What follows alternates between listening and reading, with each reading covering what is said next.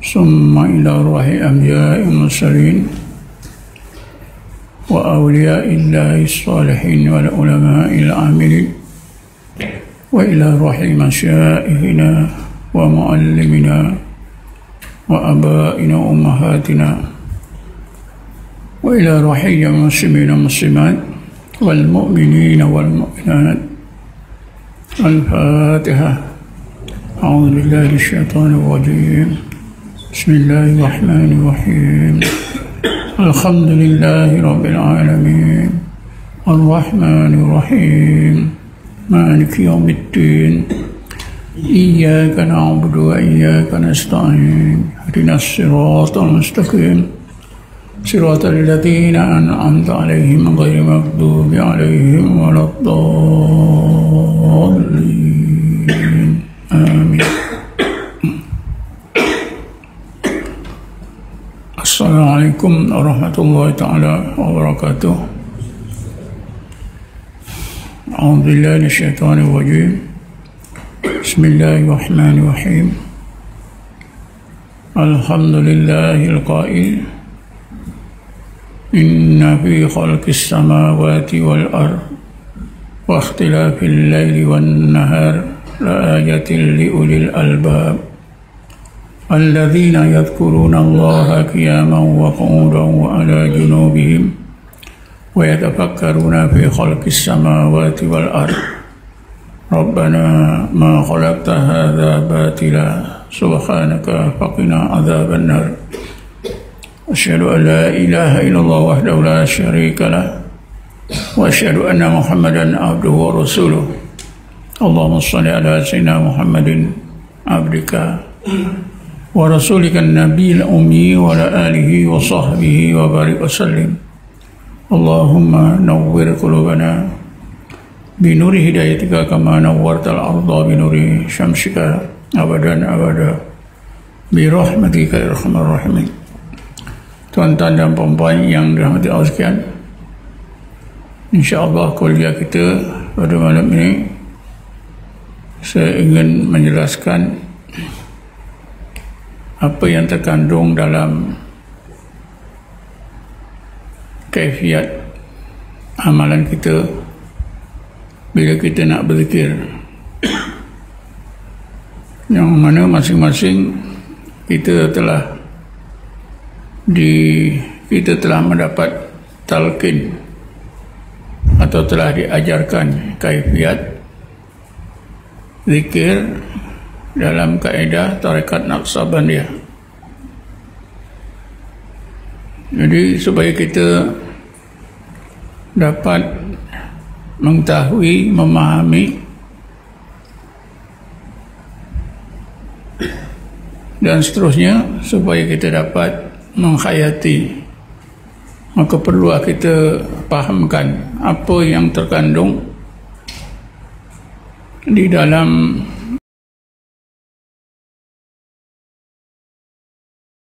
kaifiat kita berzikir.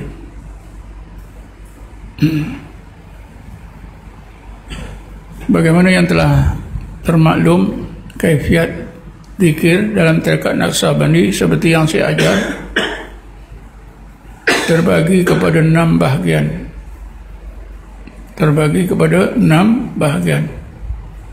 Bukan 60 jangan nanti ada yang cakap 60. 6 saja. Syaitan tu ada banyak sekeliling kita.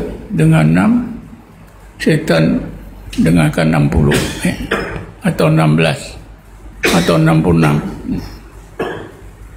6 bahagian saja. Jadi saya nak terangkan satu persatu apa maksudnya. Walaupun nampak tuan-tuan boleh faham, tapi mungkin ada yang tak faham. Pertama sekali,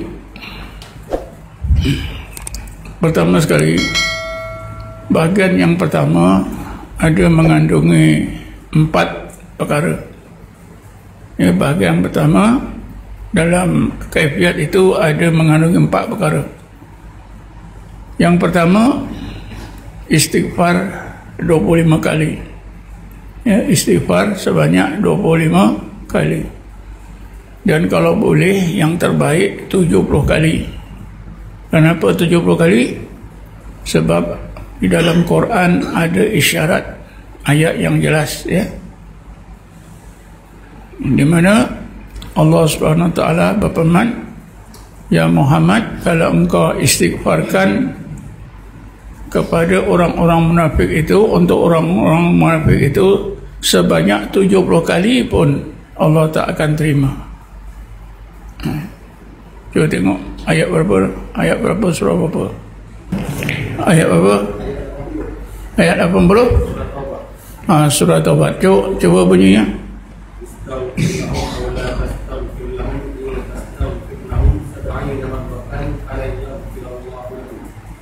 Ya Muhammad, engkau tak ampunkan, engkau tak minta ampun untuk mereka, atau engkau minta ampun untuk mereka kepada Allah sebanyak 70 kali pun, nascaya Allah tak akan ampunkan mereka. Ya, kan ada kalimat sab'ina marrah, ya. Sebab itu memanglah yang diajar 25 kali, ya. Kalau tak sempat 5 kali, tak sempat lagi 3 kali. Kalau 3 kali tak sempat, tak tahulah. Guru saya kata gitu, ya. Takkan tak sempat 3 kali. Astagfirullah, astagfirullah. Kalau ada kesempatan, ada tenaga, ada ingatan, nak bersih betul, ya, maksimum 70 kali. Pasal apa? Ada isyarat yang jelas dalam Quran ayat 80 surah Taubat. Ya Muhammad, engkau tak minta ampun untuk mereka kepada Allah, atau engkau minta ampun kepada Allah sebanyak 70 kali sekalipun, Allah tidak ampunkan dosa orang-orang munafik itu. Kan ada kalimat sab'ina marrah. Jadi bila kita beramal ada dalilnya, itu betul, bukan main-main, ya, bukan agak-agak, ada dalilnya. Jadi kita minta, kita sebut astagfirullah, astagfirullah itu sebanyak yang diajarkan, ditalkinkan 25 kali. Kalau kita tak mampu 25, buat 15, tak mampu buat 5, tak mampu buat 3. Kalau yang seelok-eloknya, sebaik-baiknya ialah sebanyak 70 kali, ya. Ini istighfar ni tuan-tuan, ya, berbeza dengan istighfar yang tidak dibayangkan. Kenapa? Kerana istighfar yang diajar dalam ilmu tarekat ni, dia ada silsilahnya, bersambung-sambung hingga kepada Rasulullah sallallahu alaihi wasallam. Amalan yang ada silsilah dengan yang tidak ada silsilah, maka yang ada silsilah itu lebih baik. Pasal apa lebih baik? Kerana ada ketentuan, ya, ada kepastian, ya, bahawa yang kita amal itu memang daripada Rasulullah. Jadi ada persambungan daripada guru kita, guru-gurunya sampai kepada Rasulullah SAW. Ini memudahkan kita dapat syafaat Nabi, ya. Waya-waya maknawi, ya.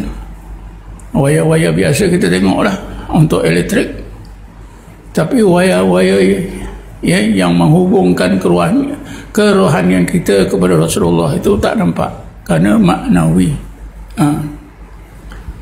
Jadi apa tujuan kita istighfar 25 kali atau 70 kali ini? Mudah-mudahan Allah, ya, terima taubat kita, ya. Allah kurniakan taubat kita. Kenapa? Taubat itu asalnya kurniaan Allah. Kita nak tahu, ya, walaupun kita rasa aku nak taubat, hakikatnya datangnya daripada Allah Subhanahu wa ta'ala. Jadi apabila kita diperintah supaya beristighfar 25 kali atau 70 kali tadi, berarti Allah kurniakan kita taubat. Taubat yang baru kita terima ni tidak pasti lagi, masih berubah-ubah. Sebutan bila nak menyebut astagfirullah, bila nak apa tadi baca kaifiat, memanglah kita buat. Tapi rasa dalam hati kita mau taubat itu, kalau tak dijaga boleh hilang. Boleh hilang. Pasal apa? Allah baru kurnia belum tetap, belum sebati dengan darah daging, dengan apa itu hati kita. Maka sesuatu yang belum tetap itu dia boleh hilang. Ya. Hilangnya itu bukan karena Allah ambil. Hilangnya karena kita sendiri yang salah. Sebab bila Allah dah kurniakan taubat tadi dalam bai'ah, ini hakikatnya, walaupun zahirnya berbai'ah dengan saya, hakikatnya itu datangnya daripada Allah taubat tadi. Jadi maknanya Allah kurniakan kita taubat menerusi bai'ah guru tadi, ya. Menerusi apa, talqin guru, astagfirullah 25 kali. Jadi taubat yang baru kita terima tadi, walaupun zahirnya daripada guru kita, hakikatnya daripada Allah. Ini yang kita tak pernah dengar. Hakikatnya dia apa? Daripada Allah Subhanahu Wa Taala, kurniaan Allah Subhanahu Wa Taala. Jadi sesuatu yang baru datang ke dalam hati kita, ini boleh berubah. Karena itu maka taubat kita yang baru tadi dinamakan hal hati kita dalam keadaan taubat. Karena baru, boleh berubah-ubah, ya? Boleh berubah-ubah karena taubat itu belum tetap. Karena itu hendaklah kita jaga sungguh-sungguh, ya? Jadi walaupun kita diajar astagfirullah 25 kali, macam tak ada apa-apa, tapi kewajiban kita apa dia? Menjaga taubat itu bersungguh-sungguh. Kerana kalau tak dijaga, ya, Allah akan tarik balik. Allah Ta'ala berfirman, Bismillahirrahmanirrahim, Dzalika li'anna Allah lam yaku mughayyiran ni'matan an'amaha ala qaumin hatta yughayyiru ma bi anfusihim. Yang demikian itu karena sesungguhnya Allah tidak akan mengambil balik satu-satu nikmat yang telah dikurniakan kepada seseorang, zahir atau batin. Macam tadi taubat, Allah dah kurnia, Allah tidak akan tarik balik, ya. Tapi akhirnya Allah boleh tarik balik bila hati orang yang dikurniakan taubat tadi berubah. Alah, susah-susah pula nak bertarekat. Misalnya, cakap tu macam biasa je. Alah, susah-susah pula nak bertarekat. Susah-susah nak kena datang surau Ustaz Zul. Buat apa? Habislah. Cakap tu macam tak ada apa-apa, ya. Cakap itu kerana salah kita sendiri, Allah tarik balik. Dzalika li anna Allah lam yakun mughayyiran nikmatan an'amaha ala qaumin. Yang demikian itu karena Allah bersifat dia tidak tarik balik apa juga nikmat yang Allah telah kurniakan kepada seseorang. Dia tak akan tarik balik hatta yughayyiru ma bi anfusihim. Bila orang yang dikurniakan taubat tadi sendiri salah, dia tak mau.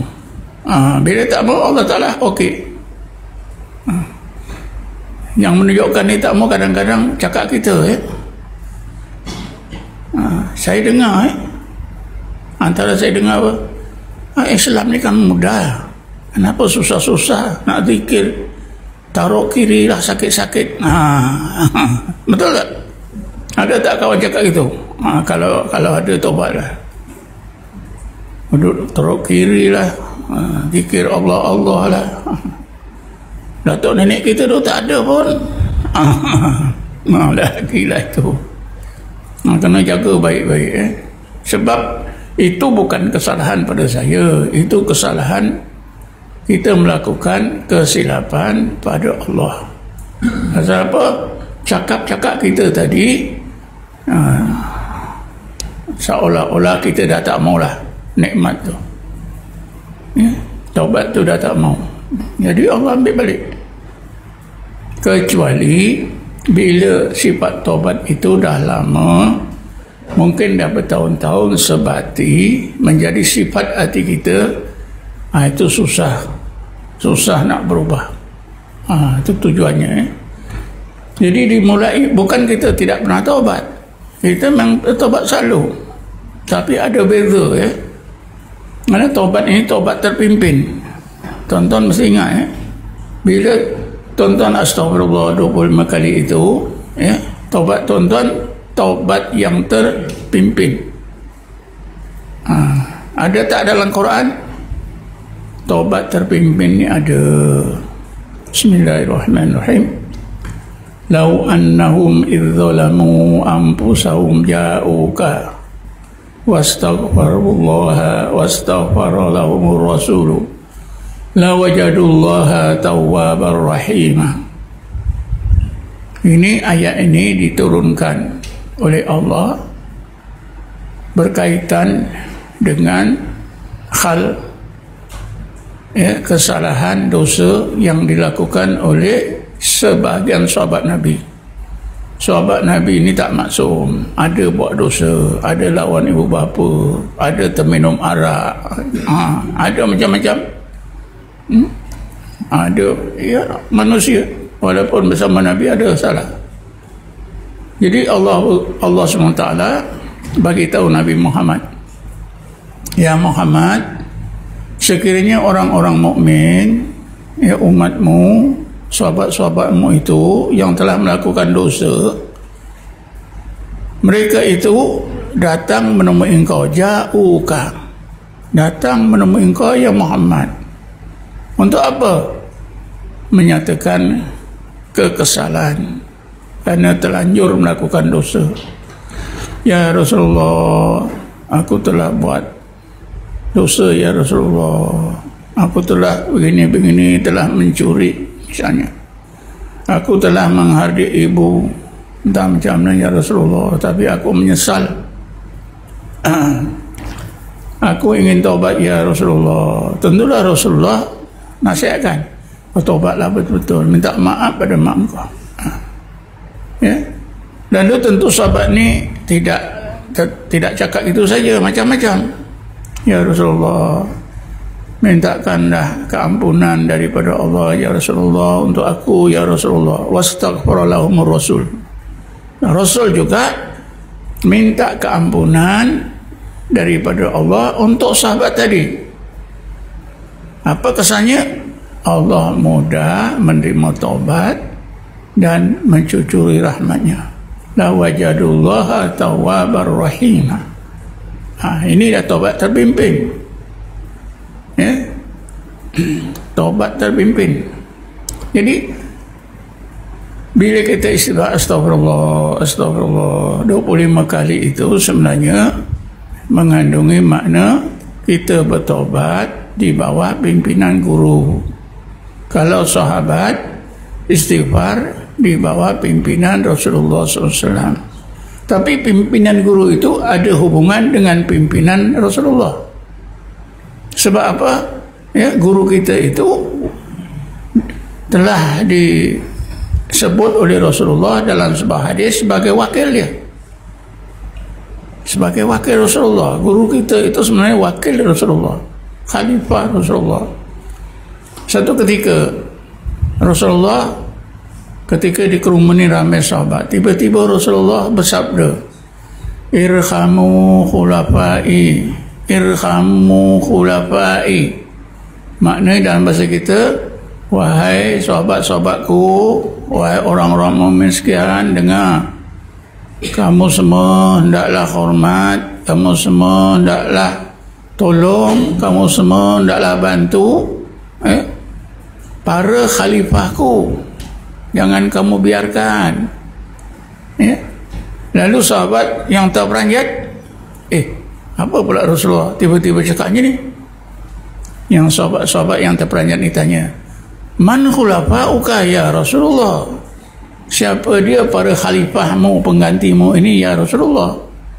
Maka Rasulullah bersabda, alladzina ya'tuna min ba'di yarwuna ahadisi wa yu'allimuhan nas ulaika khulafai fi tablighi wal irsadi in istaqamu ala syariati. Kata Rasulullah, para khalifahku, penggantiku itu ialah umatku yang hidup kemudian sesudah kewafatanku. Mereka itu mempelajari, mengamalkan sunnahku, lalu diajarkan kepada manusia. Ulaika khulafai, mereka itulah para khalifahku, pengganti diriku, dalam menyampaikan ajaran agama Islam dan memimpin orang ramai ke jalan yang benar. Kan jelas. Walaupun akhirnya guru kita macam saya hidup di zaman sekarang abad 15, Rasulullah sudah wafat lebih 1400 tahun yang lepas, tapi guru kita itu masih tarafnya wakil Rasulullah sallallahu alaihi wasallam. Jadi kerana itulah tuan-tuan, kita bertobat dalam tarekat ini berbeza. Kalau orang tanya yang tak berdekat, aku pun tobat. Ya, awak tobat, saya pun tobat. Tapi ada beza. Sebab saya tobat saya dipimpin oleh saya. Awak tobat gaya sendiri. Tentulah beza. Sebutkan Rasulullah, sebutkan sahabat-sahabat bila tobat dipimpin oleh Rasulullah. Begitulah seterusnya sampai hari kiamat. Kalau kita fikir tuan-tuan, bila kita ikut tarekat ni memang untung besar. Kita fikir satu tu pun dah, mana nak dapat, Ada juga orang tobat ni, dia ingat tobat tak jadi. Akhirnya apa, jumpa Pak Imam. Pak Imam saya ni selalu tinggal sembahyang. Pak Imam, saya nak tobat lah. Pak Imam nasihatkan saya. Tapi memang okey lah, awak datanglah berjemaah di sini. Dia pun datanglah jemaah ke masjid ke surau, selalu dapat juga. Tapi manalah orang nak buat penyerahan macam tu, ada tapi jarang. Tanyalah Pak Imam masjid-masjid, ada Pak Imam orang datang nak tobat, supaya dapat nasihat Pak Imam. Jarang, ada tapi jarang. Saya diberitahu oleh Qadhi Besar Johor, bekas Qadhi Besar Johor, Qadhi Maksah. Dia cerita dengan saya tahun 69. Saya daftar sebagai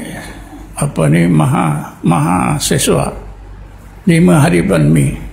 13 hari bulan Mei huru-hara Kuala Lumpur. Masih maya ditutup 3 bulan.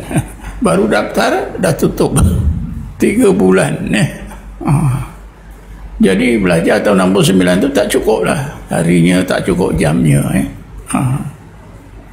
Dalam masa cuti 3 bulan tu lah saya jumpa Qadhi Besar Johor, bekas Qadhi Besar Johor, Qadhi Maksah. Dia duduk di sawah. Di sawah dia di Sungai Buaya Muar, Sungai Sarang Buaya Muar. Saya jumpa dengan dia. Dia nak minta amalan lah, sebab huru-hara tak semua orang takut mati. Saya tanyalah apa amalan yang patut ni. Dia Kuala Lumpur dah huru-hara. Dia ajarkan saya baca Fatihah, baca Qul Allah, baca Alam Nasrah, selawat Nabi. 4 ni awak amal. Bom meletup ke sebelah awak pun insya-Allah awak selamat. Kita amal lah. Jadi ketika itu dalam jam 10 pagi dekat sawah, kat pondok dia, sawah padi menguning kat situ. Dia cerita apa tuan-tuan? Dia cerita murid dia yang terbaik. Entah apa sebab dia cerita murid dia yang terbaik. Dia kata salah seorang murid saya yang terbaik, seorang pegawai kerajaan, dia dah nak pencen 1-2 tahun, dia tak nak semayang. Tak nak semayang, tak nak puasa, jahat ni dah biasa dia. Tapi dia ingat nak taubat. Dia jumpa saya. Masa itu dia jadi khatib besar Johor, di Johor Bahru. Tuan, saya nak taubat, saya tak nak semayang, saya buat itu, buat ini. Jadi khatib Mak Sani tanya, betul ke awak nak taubat? Betul tuan, saya sedar betul. Tak lama lagi saya mati ni, umur saya pun dah nak pencen dulu, pencen 55 agaknya mungkin 53, 52 umur dia. Jadi khatib Mak saya kata, kalau betul awak nak taubat, mari ikut saya ke masjid. Masjid Abu Bakar. Disuruhnya bersuci, ambil wuduk. Mari ikut saya. Naik mana? Menara Masjid Abu Bakar. Qadhi ni, Qadhi Maksah ni ada kunci. Dia pegang kunci. Dia pun ajar, engkau duduk sini, engkau jangan buat lain. Astagfirullah, astagfirullah, astagfirullah, subhanallah, subhanallah. 2 saja. Lepas itu pun dikunci. Qadhi ni balik rumah. Takdir Allah, dia kata terlupa selama berapa? 3 hari 3 malam.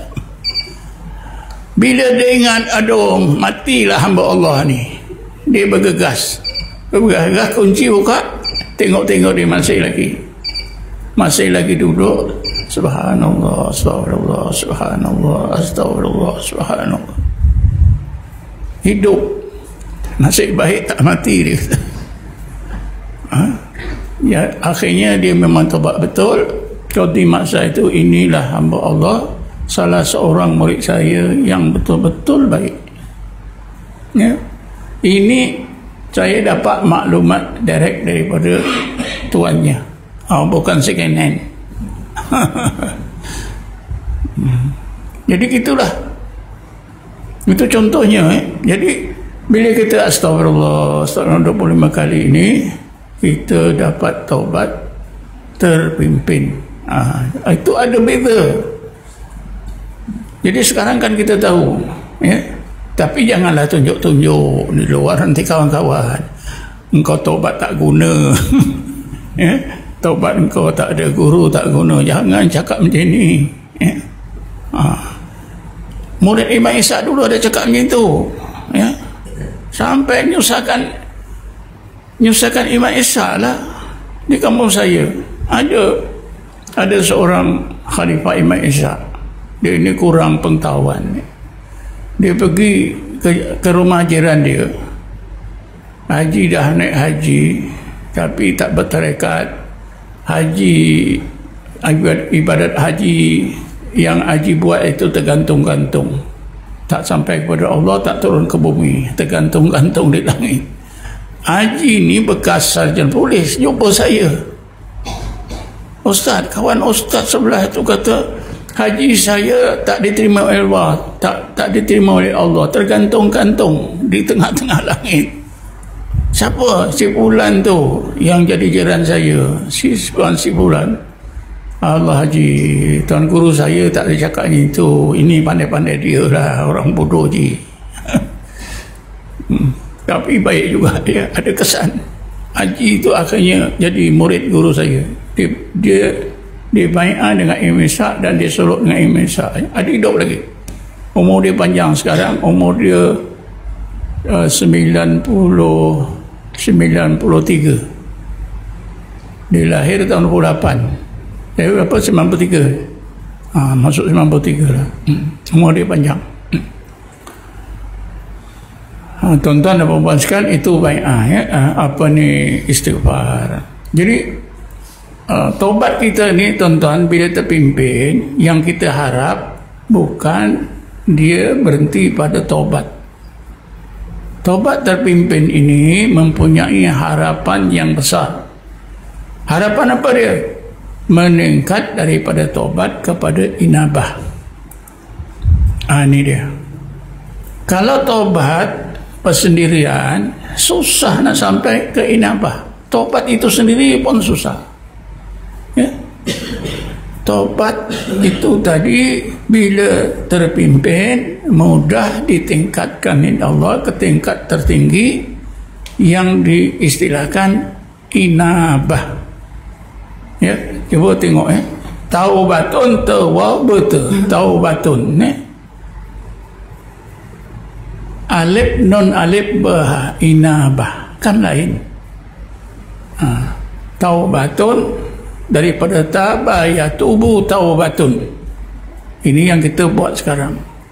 Anaba yanubu inabah. Lain. Cuba kita dengar satu ayat ni. Bismillahirrahmanirrahim. Wa yahdi ilaihi man anab. Wa yahdi ilaihi man anaba. Bukan wa yahdi ilaihi man taba, tapi wa yahdi ilaihi man anaba. Anaba yunibu inaba. Maknanya Allah sentiasa memberi hidayat kepada orang-orang mukmin yang melakukan inabah. Taubatnya itu meningkat kepada inabah. Ini selama ni kita tak tahu kan. Asal taubat saya bukan tuan-tuan.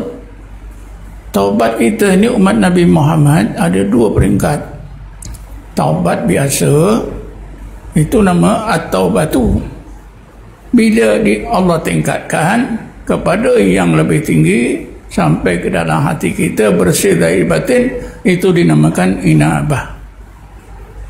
Wa yahdi ilahi man anab, dan Allah sentiasa memberi hidayat kepada orang yang melakukan inabah. Kemudian Allah terangkan siapa dia wa yahdi ilahi man anab, disambung oleh Allah. Bismillahirrahmanirrahim. Alladzina amanu wa tatma'innu qulubuhum bidzikrillah, ala bidzikrillah tatma'innul qulub. Orang yang taubatnya sampai kepada inabah itu ialah pertama orang yang beriman, kedua beramal soleh, ketiga wa tatma'innu qulubuhum bidzikrillah, hati mereka itu mutmainnah dengan zikrullah. Ala bidzikrillah tatma'innul qulub. Ingatlah, awaslah ya, dengan zikrullah sahaja hati akan mutmainnah. Bila taubat kita meningkat pada inabah, kita ada tiga ciri. Pertama beriman, kedua beramal soleh, ketiga hati mutmainnah. Inilah ya taubat yang terpimpin tadi. Saya fikir sudah jelas ya.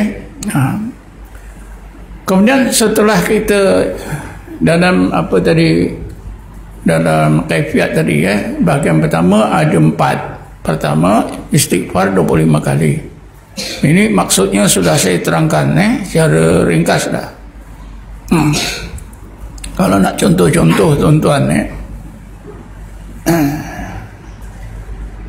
ada ya, contohnya seorang murid Imam Ishaq, dia dah bertobat 10 tahun kerana melakukan dosa besar ya, tapi dia tak ikut tarekat ya. Bila dia berbaiat dengan Imam Ishaq, dia bersolok ya. Bila dia sembahyang sunat ke sembahyang fardu ke, masa solok itu dia tak boleh baca syahadah dalam tahiyat. Dia boleh baca at-tahiyyatul mubarakatus salawatut thayyibatu lillah, assalamualaikum ayyuhan nabiyyu wa rahmatullahi wa barakatuh, assalamu alayna wa ala ibadillahi sholihin, asyhadu an la ilaha, asyhadu itu dah tak boleh. Tak boleh tuan-tuan tak boleh. Menangis-nangis dia. Kata Imam Ishaq, bila dia jumpa mungkin awak ni ada silap-silap dulu. Banyak tuan silap-silap saya, tapi silap saya ni terlalu peribadi tuan. Tak apalah, awak tobat saya lah. Dia cuba lagi pun tak boleh. Akhirnya dia bagi tahulah Imam Ishaq. Macam sahabat bagi tahu, ya Rasulullah, aku telah menghardik ibu aku ya Rasulullah. Dia pun cerita. Imam Ishaq kata, awak tobat betul-betul, sembahyang tobat, mandi sunat tobat, sembahyang tobat, betul-betul. Dia pun buat tuan-tuan. Dia pun buat. Kata Imam Ishaq, awak sembahyang dekat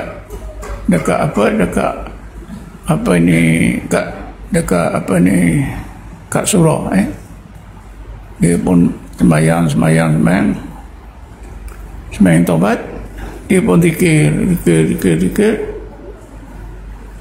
Tiba-tiba dia rasa dia melayang, naik ke udara. Nampaklah bumi ni naik ke langit. Dia tengok ke atas, ada 2 orang. Yang di bawah itu orang tua. Mungkin Imam Ishaq ke siapa tak tahu, dia tak kenal. Orang tua ni marah dia, kenapa engkau ikut aku? Kau turun sana. Dia rasa jatuh. Bila rasa jatuh, kalau aku ni sampai ke muka bumi ni, hancur aku, mati aku. Betul. Mau sampai ke muka bumi ni, kat tanah, dia rasa mati, dia pun sebut la ilaha illallah. Baru dia boleh sebut la ilaha illallah. Dia solat, dia boleh tasyahud, asyhadu an la ilaha illallah. Masa saya buat sodok pun ada beberapa orang, seorang student universiti perempuan, dia kata Allah tak boleh. Dia sudah bersolok 3 hari. Dia jumpa saya, report, tuan, saya tak boleh zikir. Zikir kan mudah, Allah betul tuan, mudah. Tapi bila saya sebut Allah, datang suara nyanyian. Sipulan lah, nyanyian sebulan. Awak cubalah. Saya dah cuba, memang tak boleh tuan. Sebut Allah, sebut sekali aja dah datang nyanyian.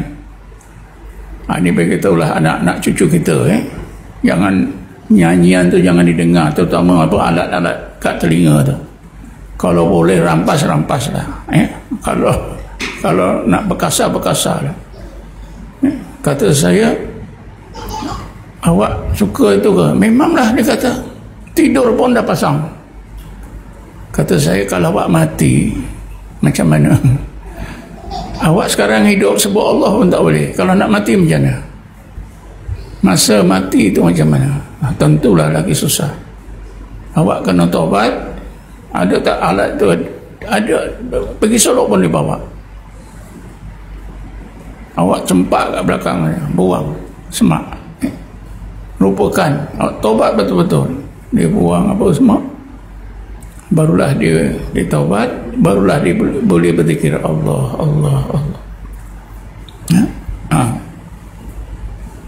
Ini tuan-tuan, untungnya baiknya taubat terpimpin. Ada seorang juga murid saya, dia bersuluk, tiba-tiba hari yang keberapa tu saya lupa dah, dia menangis-nangis macam apa? Menangis betul lah, macam budak-budak. Oh, kenapa awak ni? Awak dah tua menangis macam budak-budak. Dia kata apa? Mulut saya hilang. Awak ada mulut yang saya nampak tu? Ya tuan, nampak mulut saya, tapi saya rasa tak ada mulut hilang. Itulah agaknya Allah nak bagi tahu awak, selama ni awak guna mulut awak sebarangan. Agaknya jenis apa? Murid-murid. Suka cakap, awak taubat dah. Dalam cakap-cakap tu, dia cakap apa? Tuhan, mulut saya dah balik. Tapi kat belakang. Dia rasa mulut dia kat belakang. Tak lama lagi, 1-2 minit, sekarang mulut saya dah ada kat telinga kanannya. Sekarang kat depan. Taubatlah betul-betul, jaga mulut itu. Macam-macam Ini cerita taubat terpimpin. Kemudian yang kedua, bila istighfar 25 kali atau 70 kali tadi, kita baca Fatihah sekali. Fatihah ni pun ayat yang memang dipilih Allah, diwajibkan membacanya sehari semalam 17 kali dalam 17 rakaat sembahyang fardu 5 waktu. Tak perlulah saya nak ulas, tuan-tuan selalu dah dengar kelebihan Fatihah Ummul Kitab ni. Kemudian yang ketiganya, baca Qul Huwallahu Ahad 3 kali. Qul Huwallahu Ahad ni yang jadi asas apa dia? Bukan saja Ahad, kalimah Ahad itu kalimah kunci. Satu lagi As-Samadu, ya. Ahad, Qul Huwallahu Ahad, Allahus Samad. Allahus Samad, As-Samad itu artinya Allah tempat pergantungan semua. Tempat pergantungan semua. Tak ada satu pun yang tak bergantung pada Allah. Kita mendengar, bergantung pada Allah. Penglihatan kita, cakap kita, gerak kita, kekuatan kita, ilmu kita, semua sekali, ya. Inna Allah ala kulli syai'in qadir.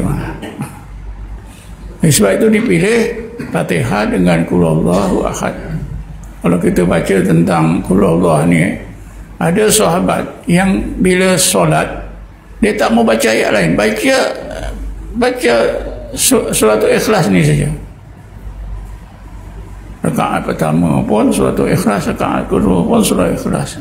Dalam hidup dia sembahyang dia mesti baca surah Ikhlas saja, ya. Kerana ya ada banyak kelebihannya. Yang ketara ialah tentang tauhid. Qul Huwallahu Ahad, Allahus Samad. Sebab kita nak bergantung semata-mata kepada Allah Subhanahu wa taala. Lepas itu yang keempatnya kan tawasul. Ya Allah, sampaikanlah pahala bacaan Fatihah dan bacaan suratul Ikhlas ini kepada Rasulullah sallallahu alaihi wasallam dan semua masyaikh yang ada dalam silsilah tarekat Naqsabandiyah Al-Ulia ini. Itu. Ini tawasul ini.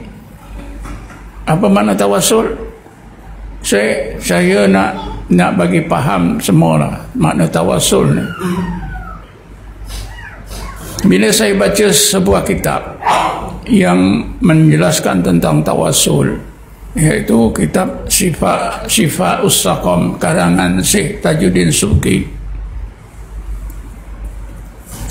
Tawasul ni maknanya minta syafaat Nabi, ya. Asal-asalnya tu, asal-asal tawasul ni ialah tasaffuq. Tasaffuq itu maknanya minta syafaat Nabi. Tapi lama kelamaan tasaffuq ini digunakan juga dengan beberapa istilah lain. Antaranya tasaffuq, isti'anah, istighasah, tawassul, sama maknanya, ya. Jadi asalnya tasaffuq, minta syafaat Nabi. Tapi lama kelamaan ada apa itu ulama yang menggunakan kalimah apa dia? Isti'anah. Isti'anah itu dari segi bahasa minta tolong. Minta tolong Rasulullah, maknanya juga minta syafaat Rasulullah. Isti'anah, lepas itu istighasah pun sama. Tawassul. Empat ni maknanya sama, ya. Jadi tawassul ni tuan-tuan, bila kita sebut tadi Allah sampaikan pahala bacaan Fatihah dan suratul Ikhlas ni kepada Rasulullah dan seluruh syekh-syekh dalam silsilah terkait ni. Ini memudahkan kita dapat syafaat Nabi Muhammad sallallahu alaihi wasallam. Kalau tuan-tuan baca tulisan Imam Ghazali tentang syafaat, nanti tuan-tuan lebih jelas lagi. Tapi itulah secara ringkas jadi ini terkandung dalam kaifiat bahagian pertama. Bahagian yang kedua, kita berdoa minta 5 perkara. Ini pun perlu kita ketahui. Doa yang pertama, ya Allah, hampirkanlah diri aku kepada Engkau sehampir-hampirnya. Kan pernah juga saya terangkan dulu Allah itu tidak bertempat. Jadi maksud ya Allah, hampirkan diri aku kepada Engkau sehampir-hampirnya, ini maknanya ya Allah, Engkau limpahkanlah kepada aku ilmu supaya aku dapat mengenal Engkau dengan sempurna. Jadi seorang yang kenal Allah, semakin kenal semakin dekat, makin kenal semakin dekat, makin kenal semakin dekat. Diikuti pula dengan zikir. Lagi lah. Ya Allah, hampirkan diri aku kepada Engkau sehampir-hampirnya. Maknanya supaya Allah limpahkan kesedaran dalam akal kita dan hati kita tentang hubungan kita dengan Allah, tentang Allah Subhanahu Wa Taala. Akhirnya kita semakin kenal semakin hampir, semakin kenal semakin hampir, sehingga nanti satu masa Allah kurniakan kita ma'rifatullah. Bila Allah kurniakan kita ma'rifatullah, jadilah orang yang hampir kepada Allah. Sebab salah satu ciri yang penting seseorang yang hampir kepada Allah itu ialah sentiasa berzikir. Ayat yang ke-10 surah Al-Waqi'ah, tak salah saya. Bismillahirrahmanirrahim. As-sabiqun as-sabiqun ulaikal muqarrabun fi jannatin na'im sullatum minal awwalin wa qalilun minal akhirin. Ini ayat-ayat ini Allah ceritakan tentang golongan muqarrabun, golongan orang yang hampir kepada Allah. Apa ciri yang penting? Allah sebutkan dulu ciri orang yang hampir kepada Allah ni, golongan muqarrabun, yaitu cirinya as-sabiqun as-sabiqun ulaikal muqarrabun. Hari itu kan sudah saya terangkan bila turun ayat ini, ada sahabat yang tak faham makna as-sabiqun muqarrabun tu. Mereka tahu, ya Rasulullah, man as-sabiqun? Maka Rasulullah kata, hum al-mufarridun. Rasulullah kata as-sabiqun itu ialah mufarridun. Sahabat yang mendengar jawab Rasulullah ni pun tak faham lagi. Jadi tanya, man mufarridun ya Rasulullah? Siapa itu mufarridun? Rasulullah jawab dengan jawaban yang mudah dipaham. Apa jawaban Rasulullah? Az-zakirunallaha katsiran, az-zakirunallaha katsiran wadz-zakirat. Mufarridun itu ialah orang-orang lelaki dan orang-orang perempuan yang banyak berzikir. Itulah as-sabiqun as-sabiqun as-sabiqun ulaikal muqarrabun. Jadi syarat utama kalau kita mau menjadi golongan muqarrabun ialah banyak zikir, ahli zikir. Sebab itu kita minta, ya Allah, hampirkan diri aku kepada Engkau sehampir-hampirnya. Jadi sekarang kita kan tahu kemana perginya doa kita ni. Ini bukan doa, bukan sebarang doa. Ada hubungannya usaha kita untuk mendekatkan diri kita kepada Allah, untuk menambah kenal, tambah kenal, tambah kenal.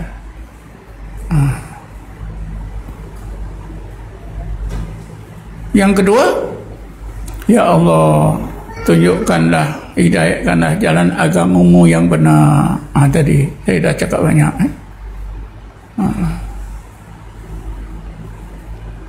Yang ketiga, ya Allah, bukakanlah berbagai hijab, kasyafkanlah berbagai hijab yang menutupi pandangan hati,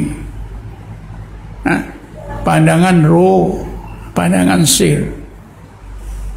Yang telah saya sebutkan ada 5 hijab besar. Hijab syaitan, hijab nafsu, hijab ghaflah, lalai, hijab maksiat, dosa-dosa kita, dan satu lagi hijabul kaun. Kerana kita duduk di alam nyata ni, ini menghijab hati kita. Ya, ada 5.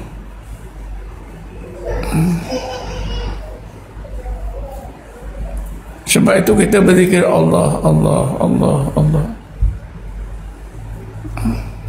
Biar Allah angkatkan. Kita tak daya tuan-tuan syaitan. Kerana Rasulullah kata,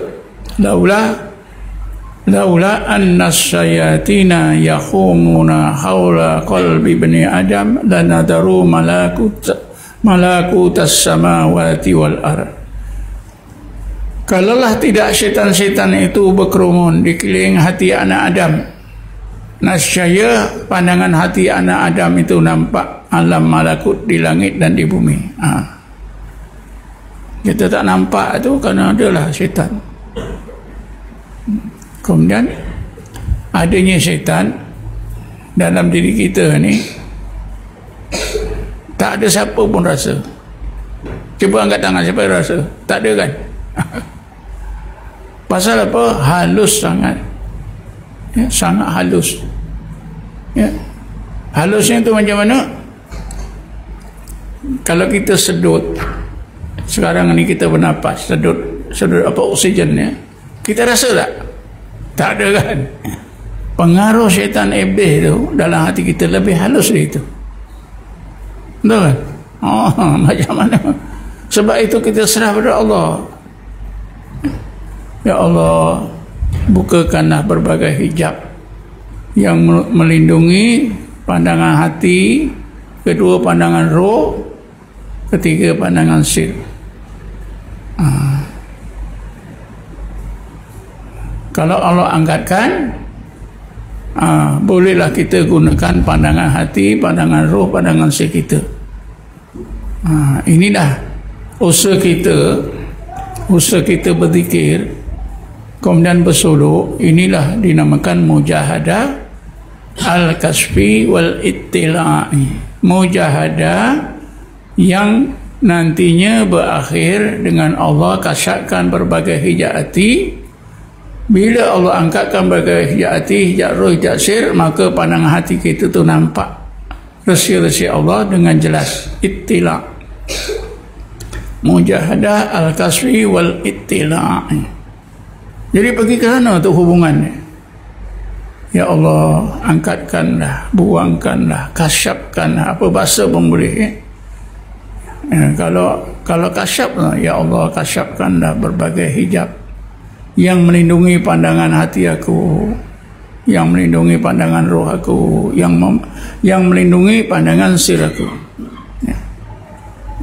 Kerana hati itu untuk kita gunakan memahami, pandangan hati untuk melihat, pandangan roh untuk musyahadah, pandangan sir untuk merekodkan semua kali. Ya.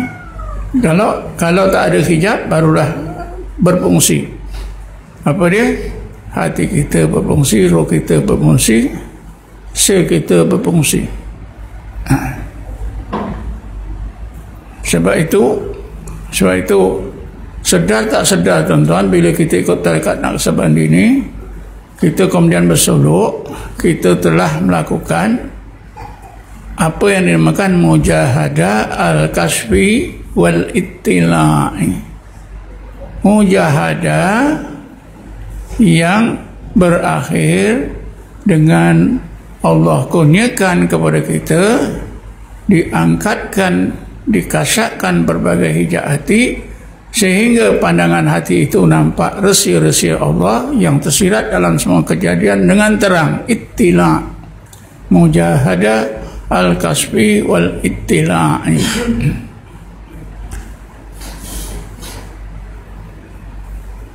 Selama ini tuan-tuan semayang, puasa, ya, bertakwa kepada Allah, taat kepada Allah, ini juga mujahadah. Tapi mujahadah ini mujahadah umum. Mujahadah umum ini terbagi pada dua. Pertama, mujahadah takwa. Mujahadah takwa itu orang yang bermujahadah, dalam hatinya dia ingat, aku taat pada Allah ni, mudah-mudahan Allah jauhkan dari neraka, di akhirat nanti masukkan ke surga. Jadilah. Kan kita masing-masing macam tu kan? Betul? Betul tak? Ada mujahadah yang kedua yang lebih baik, ya, yang diistilahkan mujahadah istiqamah. Niat dalam hati macam mana? Mudah-mudahan di akhirat nanti Allah jauhkan daripada neraka dan Allah masukkan dalam surga yang lebih baik, dapat nikmat-nikmat yang lebih baik. Ini mujahadah istiqamah. Mujahadah kita ni kalau tak yang pertama, kedua. Kalau kedua ni tak cukup untuk, ya, menjadi muqarrabun, ya. Kalau nak jadi muqarrabun, tadilah, ya, tambah satu lagi mujahadah yang khusus, iaitu mujahadah al-kasfi wal ittila'i, dengan cara tadi, ya, berzikir. Kaifiat yang kedua kan. Jadi dalam doa itu yang 5, yang doa kita minta 5 perkara. Yang ketiganya, ya Allah, bukakanlah, kasyafkanlah berbagai hijab yang melindungi pandangan hati, pandangan roh, pandangan sirahku, ya Allah. Kemudian yang keempat, ya Allah, limpahkanlah rahmat dan nikmat-Mu sebanyak-banyaknya zahir dan batinku. Nikmat dan rahmat kita minta Allah limpahkan sebanyak-banyaknya. Yang kelima, ya Allah, jadikanlah hati aku ni sentiasa ingat Engkau. Kan untung ni tuan-tuan ni. Sangat untung. Kalau tak berdekat tak buat. Berdekat insya-Allah buat. Ketika tuan-tuan zikir sendiri rumah, ketika tawajuh, ya. Korang-korang kita dah minta kan. Allah tu Maha Pemurah. Tapi kita ni Maha Pemalas. Tak ada siapa yang tak ada masa malas. Semua orang ada sifat malas. Cuma malasnya itu lebih ada, yang sikit-sikit ada. Kita mintalah pada Allah Ta'ala. Apa salah satu cara nak hilangkan malas ni? Apa satu cara? Caranya ialah Allah perintah. Allah perintah ni. InsyaAllah kita bergegas. Allah perintah. Tak percaya besok pagi dengan bang malas-malas tu, Allah perintah. InsyaAllah tuan-tuan bergegas. Betul? Kaedah-kaedah macam ni saja selalu berkesan. Ada seorang imam. Imam ini umur 60 tahun, lawa orangnya, suaranya sedap. Dia bila jadi imam sembahyang fardu lima waktu, Allahu Akbar sekali saja. Tapi bila dia sembahyang sunat, tak jadi-jadi. Istrinya sama datang jumpa saya dekat persaratannya. Pernah Ustaz, dia beberapa kali dia nak tidur, dia baca Bismillahirrahmanirrahim.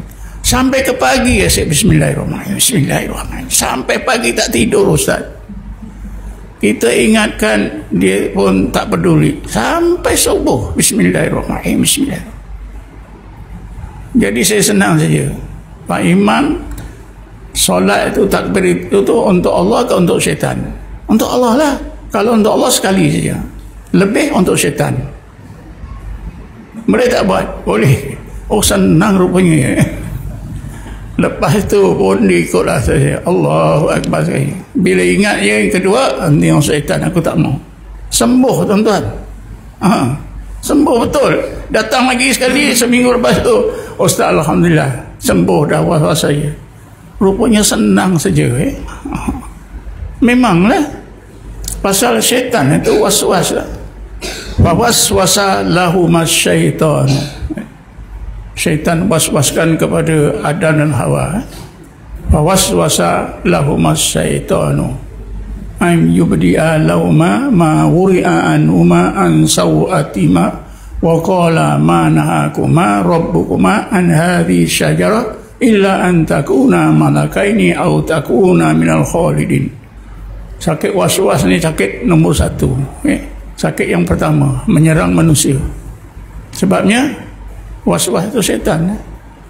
Jadi sebab itu senang saja tadi. Jadi kalau ada kawan-kawan waswas, sebut macam itu. Lebih dari 1 itu untuk setan. Kalau Pak Imam nak bawa untuk setan, lebihlah dari 1. Kalau untuk Allah sekali saja. Saya pernah cerita macam ni tuan-tuan di satu surau. Saya ngajar di satu surau. Lepas main isyak, ada seorang hamba Allah perkenalkan diri pada saya. Ustaz, saya ni doktor ekonomi, saya ngajar UiTM Shah-Alam. Masalah saya dah selesai. Apa masalahnya? Saya ni was-was bila nak takbir. Ustaz cerita tadi dah selesai dah saya. Saya pun tak sangka saya nak buat sekali je, 2 kali untuk setan. Itu memang berkesan betul. Jadi akhir sekali ada 5 tadi. Akhir sekali kita tutup, Allahumma inni dha'ifun faqawwini fi ridhaka dha'fi.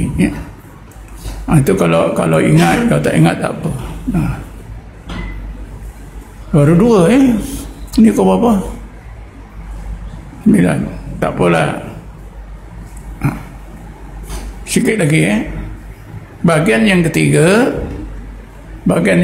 Robito kubur. Robito kubur ni pun satu amalan yang baik. Tapi setengah orang seram. Setengah Syekh Naqsabandi, nanti saya cerita Robito kubur ni tuan-tuan, supaya kita betul-betul insaf, betul-betul kita maukan Allah. Robito kubur tu kan kita semua sebut ni bahagian yang ketiga. Ya Allah, aku ni dah mati. Itu kan ingat mati kan, betul tak? Ya Allah, aku ni dah mati. Ya Allah, ini mayat aku terbujur. Kita bayangkan mayat kita terbujur. Kan mendatangkan keinsafan. Ini mayat aku, ya Allah, terbujur di depan aku. Ya Allah, mayat aku ni sekarang dimandikan oleh pemandi mayat. Dibalik-balikkan. Mayat aku yang sudah dimandikan, ya Allah, dikapankan. Siapa yang pernah tengok orang dimandikan, dikapankan, mudah.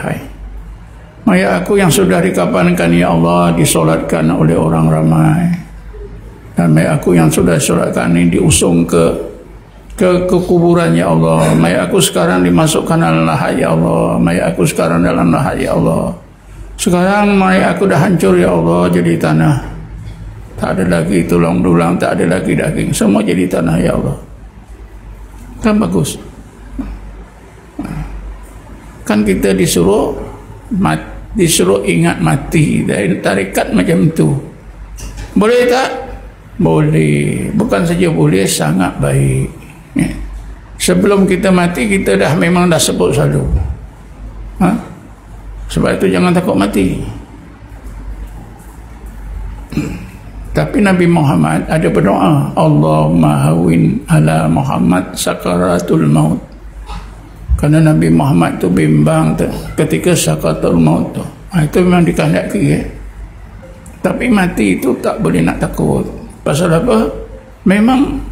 Memang itulah babak yang ketiga dalam, atau tahap yang ketiga dalam proses hidup kita. Pertama, perut ibu, segumpal daging berdarah, segumpal daging, kemudian dimasukkan, tiupkan roh. Yang kedua, hidup di dunia ini. Ketiga, dalam alam barzakh. Yang keempat, di padang mahsyar. Kelima, ke alam akhirat yang sebenar, surga atau neraka. Kaifa takfuruna billahi wa kuntum amwatan fa ahyakum summa yumitukum summa yuhyikum summa ilaihi turja'un. Kau tonton baca ya, orang-orang yang hampir kepada Allah tu, ya, mereka menanti-nanti bila nak mati, ya. Bukan nak segera, tapi dia merasa mati itu satu kerehatan, satu nikmat, ya, kerana semakin baik. Kata guru saya, bayi-bayi dalam perut itu dia rasa kalau boleh duduklah dalam perut ibu, sedap lah, tak boleh keluar susah lah. Tapi bila keluar, Allah, luasnya dunia ni, perut ibu kecil je, begitu juga ketika kita di dunia ni, Allah, luasnya dunia ni, semua ada, kapal terbang ada, itu ada. Tapi bila kita mati, tuan-tuan, di alam barzah itu lebih luas. Kalau tahulah macam ni, mati cepat lagi baik. Dia bukan semakin menurun, dia semakin meningkat, ya? Akhir sekali, ya, summa yuhyikum, di pada masa summa ilaihi turja'un. Sebab itu asalnya uskun anta wa zaujukal jannah. Wahai Adam, wahai Hawa, engkau duduklah sini, engkau duduk sini ya Adam bersama istrimu dalam surga ini. Asalnya itu kan, tapi dah Allah memang dah rancang, supaya keluar di sana, hidup di dunia melalui lima tahap. Jadi itu Rabitah kubur, sangat bagus. InsyaAllah kalau kita bertekad Naqsabandi ini, kita dah biasa. InsyaAllah orang-orang yang tekad Naqsabandi ini, bertekad Naqsabandi ini, InsyaAllah dia kuranglah takutnya dengan mati berbanding orang yang tak bertarekat. Apa sebab? Sebab dah latih dah. Ya Allah, aku ni dah mati, ini mayat aku, dimandikan, semua dah latih, ya. Cuma kita tak buat macam Arkom buat lah. Orang Arkom betul-betul dikuburkan, dikemumikan, dulu satu masa grup-grup lain pun ada buat, macam Arkom buat kubur betul, ditutup pura-pura lah, tapi sama saja, kita apa tu bayangkan pun sama. Lepas tu yang keempatnya ialah Rabitah Padang Mahsyar. Ini lagi bagus. Ya Allah, kiamat dah sampai, kita cuma bayang-bayangkan, ya. Kami dah sampai, ya Allah, Engkau hidupkan aku di Padang Mahsyar dalam keadaan penuh dosa, ya Allah. Kan kita takut, ya. Orang mukmin yang sebenar, ya, diceritakan, ya Allah, golongan ulul albab, ya, alladzina, bismillahirrahmanirrahim, alladzina yasiluna ma amarallahu bihi an yusala wa yakhshawna rabbahum wa yakhafuna su'al hisab. Kita ni sepatutnya bersifat macam sangat takut kepada su'al hisab, buruk timbangan amalan di Padang Mahsyar. Kita mesti bimbang. Sebab itulah masa kita hidup ini, kita minta dengan Rabitah Padang Mahsyar. Ya Allah, aku ni, ya Allah, hari kiamat dah sampai, Engkau hidupkan aku di Padang Mahsyar sekarang, ya Allah, dengan penuh dosa, ya Allah. Engkau ampunkanlah semua dosa-dosa aku, yang kecil, dosa yang besar, dosa yang zahir, dosa yang batin, dosa yang sengaja, dosa yang tak sengaja, dosa yang aku tahu, yang aku tak tahu. Engkau saja yang tahu dosa-dosa aku, ya Allah. Ampunkan semua, ya Allah. Sebelum sampai ke Padang Mahsyar, kita dah minta. Allah itu Maha Pemurah. Ini kan amal yang bagus. Tak ada ingin kita mati besok di Padang Mahsyar, ya. Wahai Haji, Aku tahu dulu engkau ikut tarekat Naqsbandi, bila baca kafiat engkau minta, ya Allah, engkau hidupkan aku di padang mahsyar dengan penuh dosa, ya Allah, engkau ampunkanlah semua dosa-dosa aku. Jadi kita terima je lah, ya, apa yang Allah kabulkan. Sebab kita berdoa, terutamanya bila kita bertawajuh, bagi maaf, lagilah bagus. Lepas tu yang kelima, kita minta apa dia? Minta syafaat.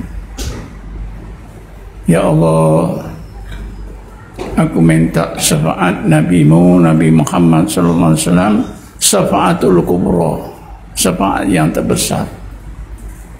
Dan juga syafaat Nabi-Nabi dan Rasul-Rasul. Aku juga minta keberkatan para masyaikh, para syekh-syekh dalam tarekat Naqsabandiyah ini. Dan aku juga minta keberkatan syekh-syekh yang beramal dengan tarekat-tarekat lain, ya Allah.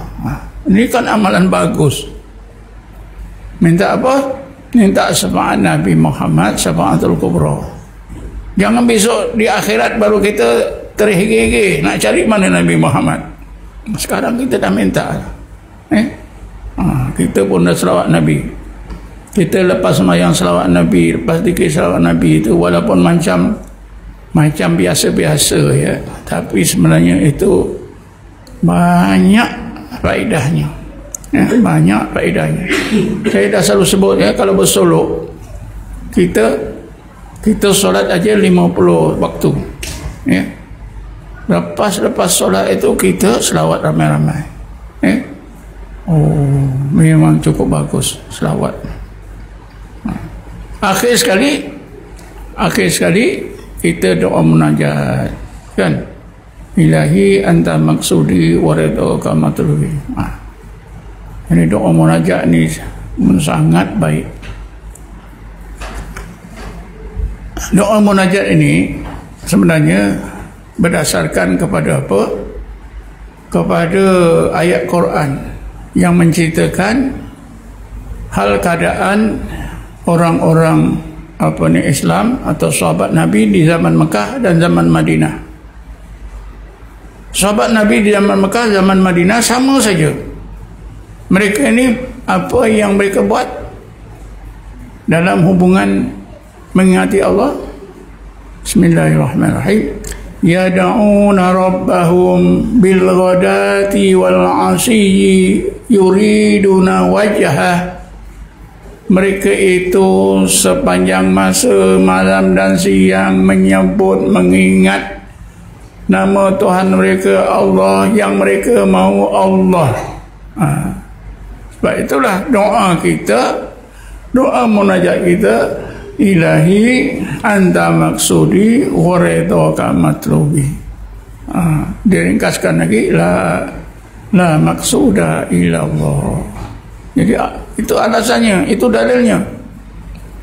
Yad'una rabbahum bil ghadati wal 'ashiyyi yuriduna wajha. Masa Mekah, masa Madinah sama saja. Di masa Madinah disebut oleh Allah dalam surah Kahfi. Bismillahirrahmanirrahim. Wasbir nafsaka ma'al ladzina yad'una rabbahum bil ghadati wal 'ashiyyi yuriduna wajha. Zaman Mekah, bismillahirrahmanirrahim, wala tatrudil ladzina yad'una rabbahum bil ghadati wal 'ashiyyi yuriduna wajha. Orang yang bangun tahajud, apa amalan mereka? Sama saja. Bismillahirrahmanirrahim. Tatajafa junubuhum anil madaji'i yad'una rabbahum khaufan wa tama'ah. Betul tak? Yad'una rabbahum khaufan wa tama'ah. Allah, Allah, Allah, Allah, Allah.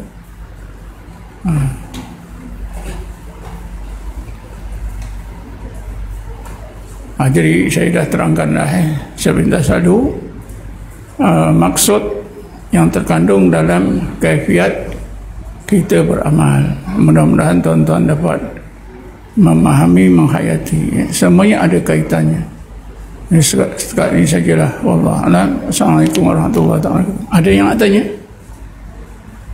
Ada nak bertanya?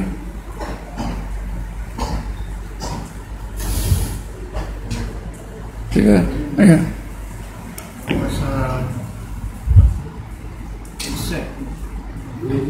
Apa? Yang anak penjara tu.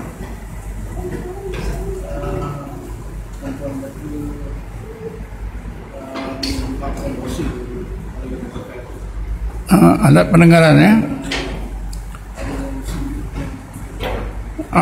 Masalahnya macam mana? Kalau kita selain daripada dengar muzik, Kalau guna untuk Quran okeylah. Ini menyanyi-nyanyian. Saya tanya nyanyi siapa yang dak tu dak perempuan mahasiswa. Nyanyian Siti Nurhaliza. Kadang-kadang Dindang Sayang SM Salim.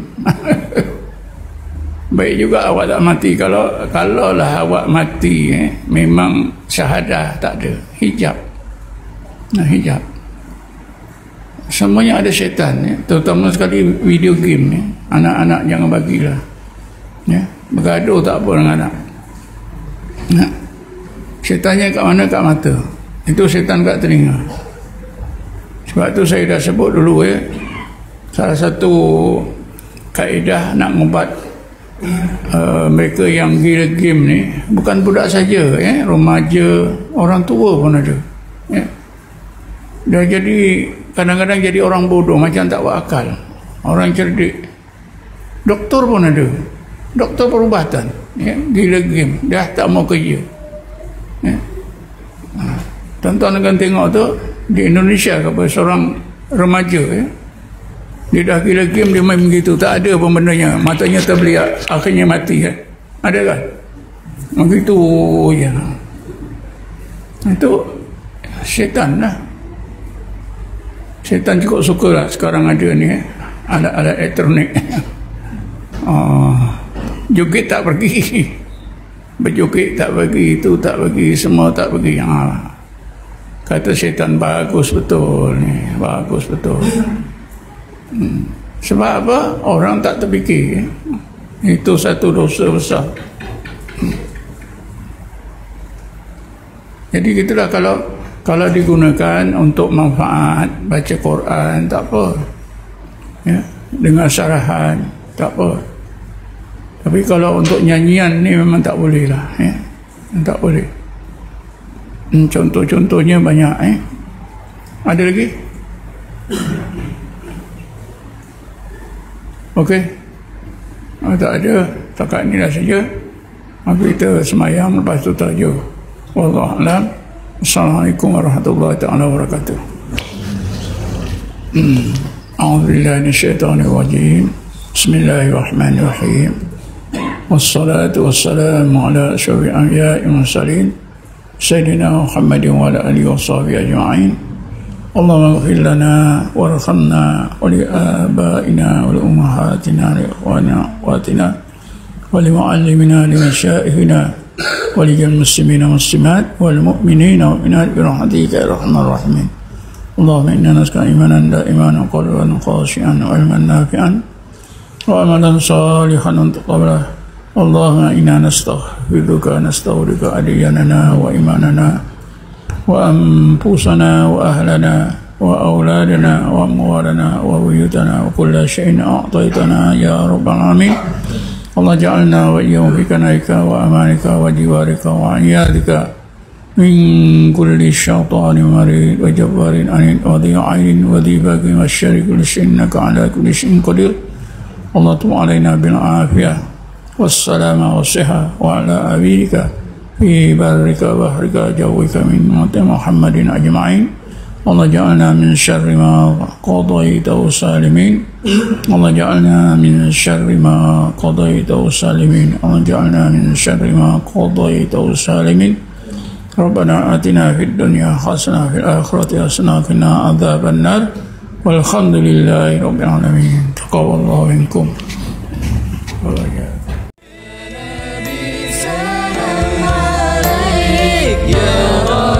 Salam alaik ya Habib.